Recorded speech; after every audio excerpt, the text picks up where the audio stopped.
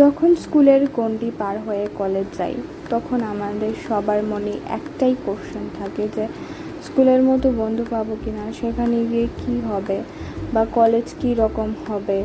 সবটাই অনেকটা খুশি আর কিছুটা ভয় নিয়ে আমরা কলেজে যাই। প্রথম দিকে তো কলেজ যেতে অনেকই ভালো লাগতো না, বোরিং লাগতো।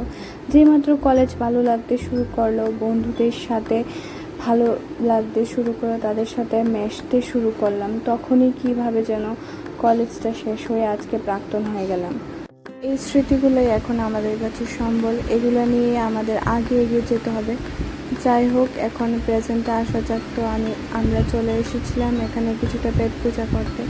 তারপরে अजीब जानवर है, कितना भी खाए भूखा ही रहता है। ঠিক আছে, তাহলে আজকের জন্য টাটা, দেখা হচ্ছে নেক্সট ভিডিওতে।